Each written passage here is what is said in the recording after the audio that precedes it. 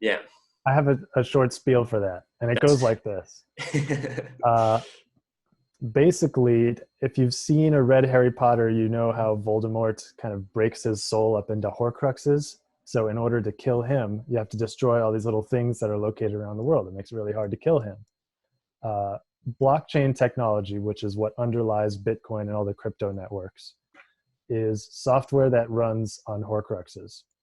People all over the world keep it alive. You can't kill it just by killing like the Amazon servers or their private servers. A government can't tell it to shut down because it's in the jurisdiction of many governments, and you have to get them all to agree.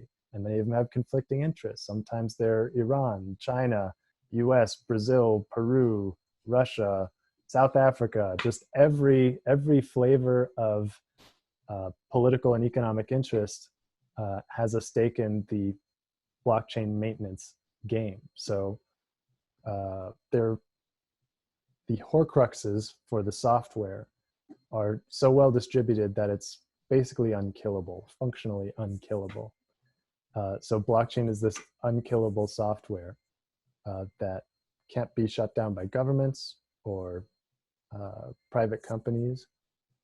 And I'll pause there for a moment. Is that kind of a good start? that's a great start. I've never heard the Horcrux metaphor, but it's awesome.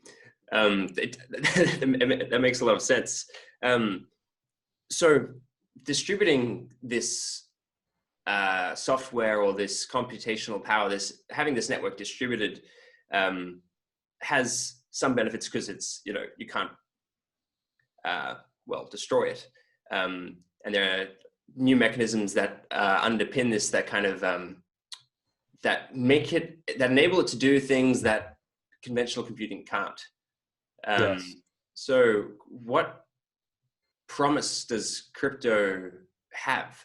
Because like hearing that is one thing, but then thinking about the potential implications for how we organize our societies, how we transact, identity, like That's another layer. yeah, like hearing that, you think, well, that's kind of cool, but it doesn't really do justice to the transformational potential of these technologies. Like the way I think Absolutely. about it is, it's like the internet is the biggest development in our for our species since like language of fire. That's what I'm thinking. Yeah. Just because of like information is necessary for life, and we have Yeah. access to a lot of it, and computation is also necessary for life, and now we can outsource computation. Yeah. What crypto or distributed ledger technology, that's too much of a mouthful. I like crypto better because it just like Yeah. cuts to the point. Yeah. That's enabling us to completely re-engineer these internet infrastructure. So what are people exploring in this space, and what promise do these technologies hold? And perhaps I'll just flag for people out there that we're in like the exploration phase. Like we don't know, like the reason why we don't have the killer app yet is because this is like the internet in the 1980s, right? So Yeah. we've got a while to go, but we're making lots of progress. Yeah. Absolutely.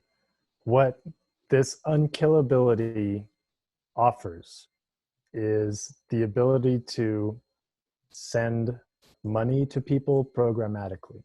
So in the same way that we might, PayPal somebody, well, PayPal can and often does step in and stop your payment from occurring, or they can seize your funds, or the government can tell PayPal to seize your funds. There's this point of failure. There's this requirement that we trust the institutions that handle our money and help us operationally do business. And with crypto networks, all of those functions are handled completely by unkillable software.